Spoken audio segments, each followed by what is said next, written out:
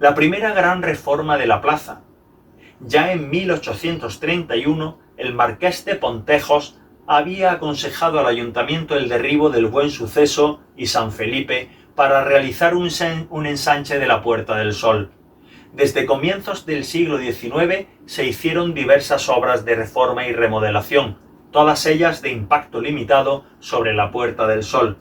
Una de las más significativas fue el cambio del empedrado de las calles por cuñas de pedernal tallado, adoquines. De la misma forma se realizó la instalación de farolas y un alcantarillado que corre paralelo a las calles de la Puerta del Sol. El asfaltado de la puerta se comenzó por primera vez en 1848, al poco de derribar la iglesia del Buen Suceso y la Victoria, siendo corregidor de Madrid el conde de Villahermosa. A pesar de todo ello, la impresión que daba la Puerta del Sol a mediados del siglo XIX era la de una plazuela desigual. Las casas no tenían una estructura homogénea. Se realizaban pequeños cambios urbanísticos con el objeto de acomodar algunos aspectos estéticos de la plaza, pero en ningún caso se había realizado una reforma integral de la misma.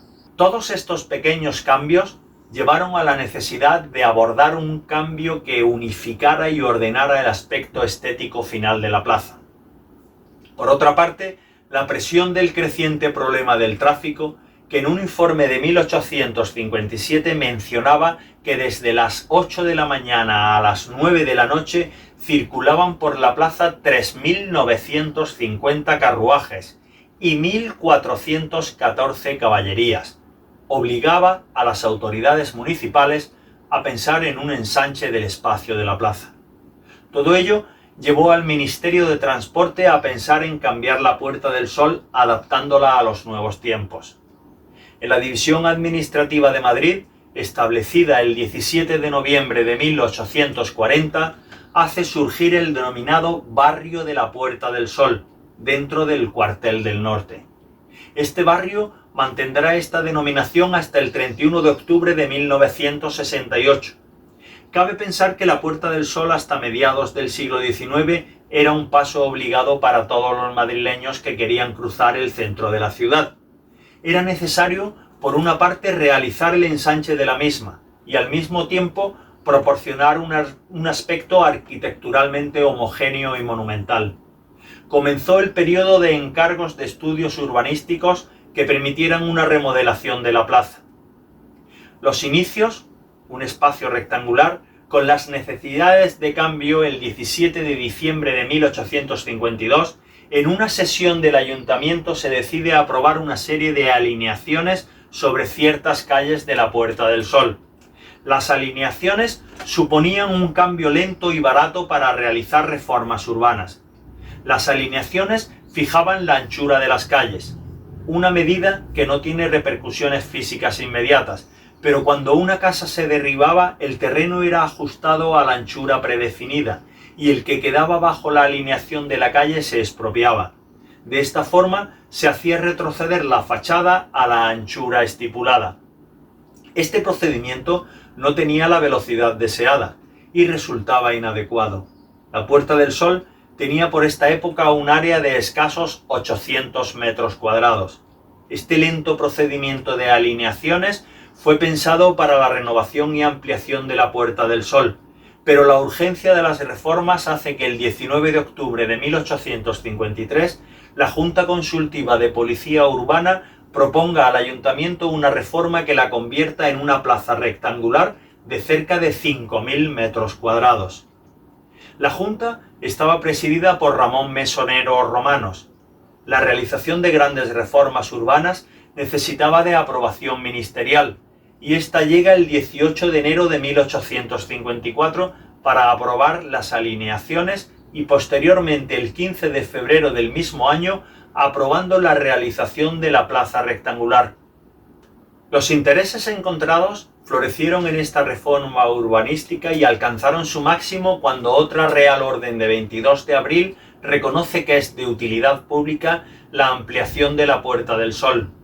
Esta última orden abarata forzosamente los precios exigidos por las expropiaciones, algo que no debió gustar a los propietarios de la época. La propuesta de cambio inicial afectaba a 29 casas del perímetro, distribuidas en 8 manzanas. Se convoca un concurso de proyectos arquitectónicos para decidir el aspecto final.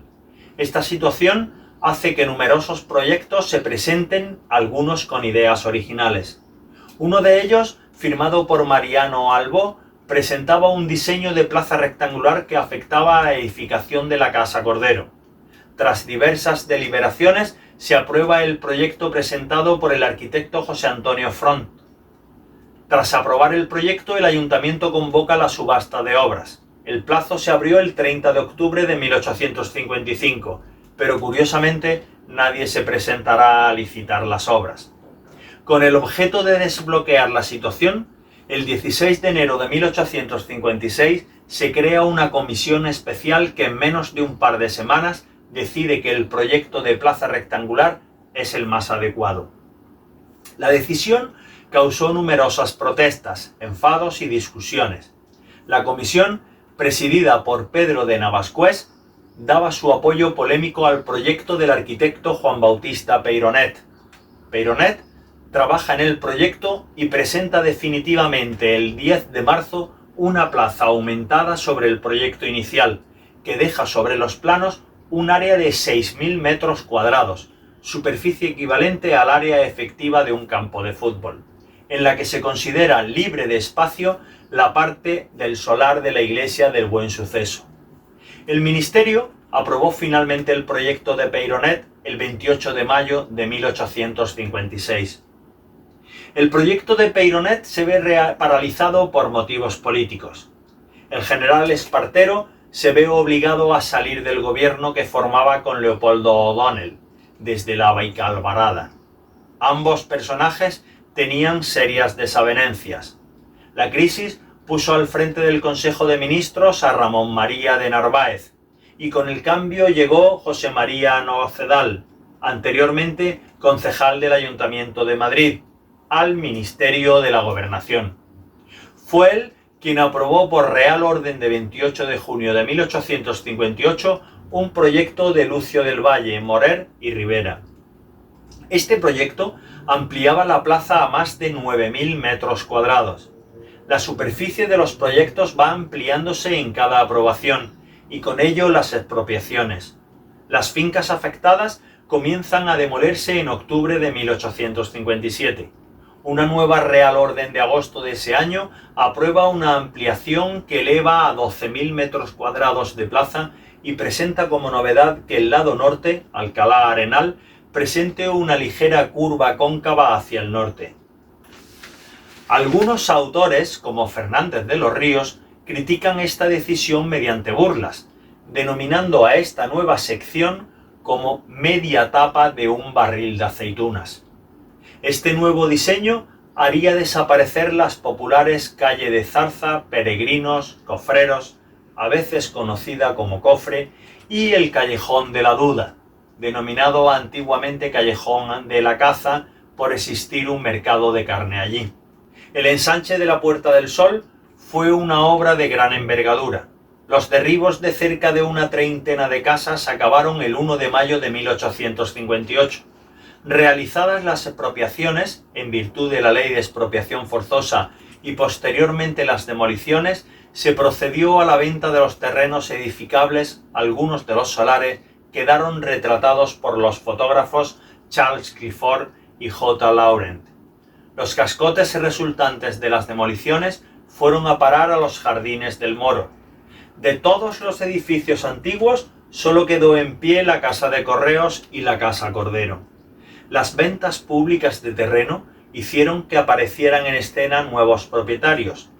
Quien más terreno adquirió fue Fernández Casariego. Compró 4 locales, seguido de Juan Manuel Manzanedo, marqués de Manzanedo. Esta situación hizo que se denominase a la Puerta del Sol de forma jocosa como el Patio de Manzanedo. El resto de locales se repartió entre diversos dueños. El local más grande y caro fue el que adquirió Lamberto Fontanella, entre la calle de Alcalá y la carrera de San Jerónimo, local que se transformaría en el Hotel de París y que en la actualidad tiene el cartel de Tío Pepe. El 5 de diciembre de 1858 se procedía a la construcción de la primera casa entre Preciados y Carmen. La subasta de locales finalizó el 18 de enero de 1860. Las demoliciones dejaron un aspecto tan desolador que el autor de novelas folletinescas Venceslao Aiguals de Izco comparó la nueva Puerta del Sol con otro Sebastopol bombardeado. Al finalizar la reforma de la puerta el 24 de junio de 1860, se inauguró una fuente circunscrita en un pilón de 18 metros de diámetro. Dicha fuente levantaba un chorro de agua a más de una treintena de metros, procedente de una boca de un diámetro de 6 centímetros y se encontraba justo en el centro de la plaza. Un canal subterráneo de 77 kilómetros de longitud, procedente del río Lozoya, proporciona el abastecimiento necesario para alimentar el primer depósito del canal de Isabel II. Dicho depósito abastecía a los nuevos barrios del Ensanche de Madrid, así como al caudal de tal fuente. La obra de canalización es considerada como una de las primeras del canal de Isabel II. El día de su inauguración asiste la reina Isabel II, y ante la sorpresa general de los asistentes, al activar el potente chorro de la fuente, el escritor Manuel Fernández y González exclama: «¡Oh maravilla de la civilización, que pone los ríos de pie!». La frase del escritor fue muy popular en la época, y numerosos periódicos se hicieron eco de la misma.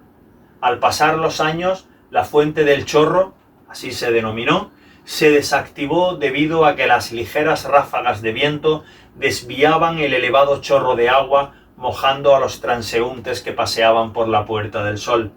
Finalmente se trasladó la fuente a la Plaza de Cuatro Caminos y posteriormente a la Casa de Campo, donde aún permanece. En la actualidad puede verse funcionando junto al Puente del Rey, enfrente de la Casa de los Vargas. El 19 de febrero de 1862 se colocó una fuente más modesta, que sustituyó a la anterior, y se completó la pavimentación con adoquines en las aceras. El cambio causó protestas entre algunos madrileños debido a la costumbre que comenzaba a arraigarse de chapuzarse en el pilón de la fuente durante la madrugada de la noche de San Juan. Llegada de los grandes hoteles. Tras finalizar la reconstrucción de la plaza y despejar su área en forma semielíptica, el aspecto era el de una plaza homogénea y pronto se iniciarían los proyectos de ubicar los mejores hoteles en los edificios que rodeaban su espacio.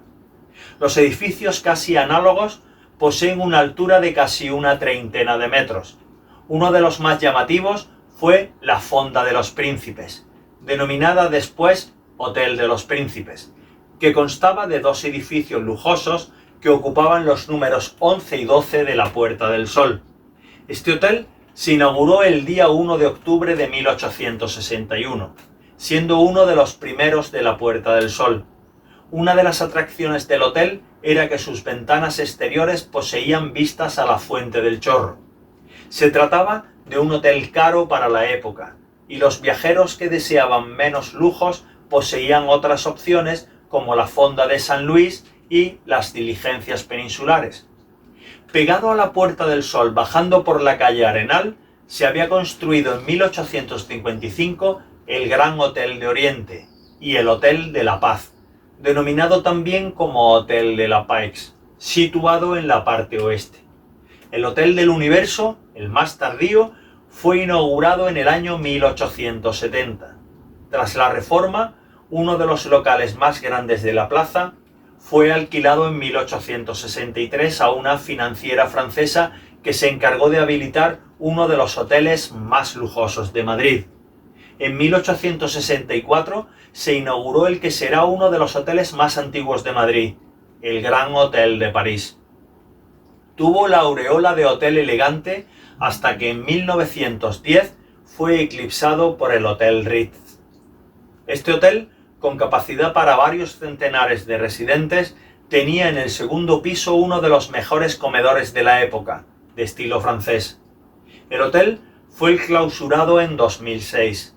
Entre sus visitantes ilustres estuvo Rubén Darío, que ocupó sus habitaciones en 1908.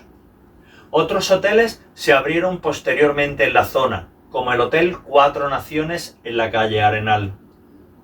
Nuevos proyectos, mejoras y sucesos. En la vieja taberna Casa Labra, situada en la calle adyacente de Tetuán, se reunió un grupo de personas para comer de forma clandestina el 2 de mayo de 1879. Entre ellos se encontraba Pablo Iglesias, que fue elegido el primer presidente del Partido Socialista Obrero Español. El partido fue creado de forma secreta y se legalizó finalmente en 1881. El 19 de junio de ese mismo año, en un desfile de tropas, se produjo una explosión al encenderse uno de los armones.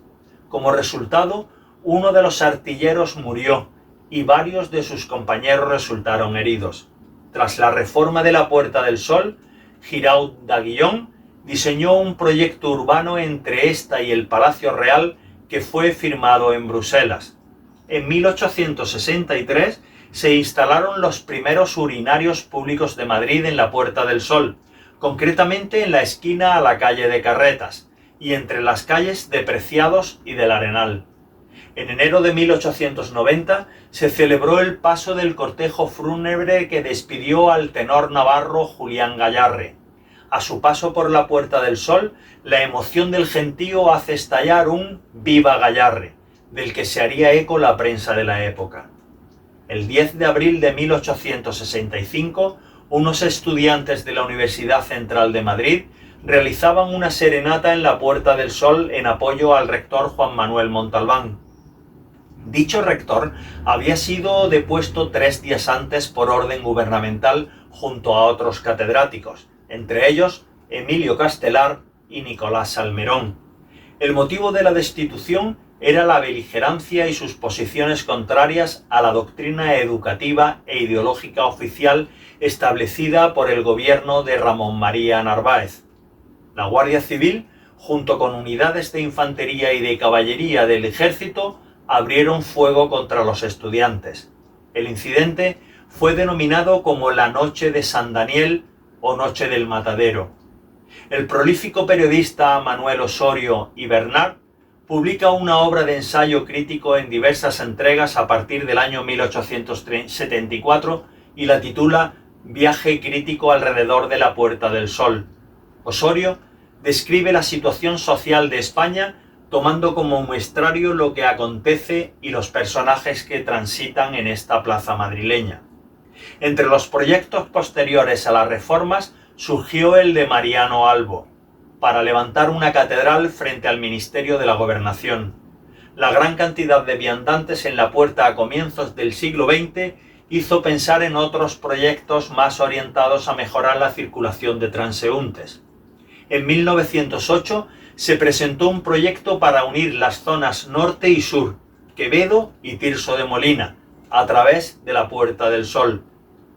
Antonio Palacios, 10 años después, quiso mejorar la viabilidad de la zona creando un anillo de calles que rodeaban la plaza. El 4 de abril de 1910, el rey Alfonso XIII dio comienzo a las obras de construcción de la Gran Vía en un acto protocolario. A finales de 1929, Ramón Gómez de la Serna inauguró desde la Puerta del Sol un nuevo programa radiofónico que será el primer reportaje radiado, de carácter costumbrista, que Unión Radio comenzaría con una emisión semanal tras haber realizado la primera convocatoria del concurso libre de reportajes radiofónicos, a través de la revista Ondas, en noviembre de dicho año. Tras la gran reforma de mediados de siglo, se fueron presentando proyectos arquitectónicos de mejora. El arquitecto José Luis Oriol proyectó aislar el núcleo central de la Puerta del Sol. En 1939, Serrano Suñer dirigió a los arquitectos municipales de Madrid un discurso en el que comentaba: «Trabajen ustedes para que todos podamos acabar con la españolería trágica del Madrid decadente y castizo, aunque hayan de desaparecer la Puerta del Sol y ese edificio de gobernación que es un caldo de cultivo de los peores gérmenes. En 1875 lució la primera farola en la Puerta del Sol, intentísima pero parpadeante, en boca de Ramón Gómez de la Serna. En noviembre de 1881, el núcleo total de faroles de gas, faroles de reverbero, denominados también fernandinos, incluyendo los de temporada, era de 6.562 metros cuadrados, pero ya se había introducido el alumbrado eléctrico en la Puerta del Sol. En 1894, siendo alcalde el conde de Romanones, se colocaron los faroles de arco voltaico. En esta misma zona y en la adyacente de la calle de Sevilla, se estaba a punto de instalar medio centenar de farolas, que se preveía luciesen hasta la 1 de la madrugada.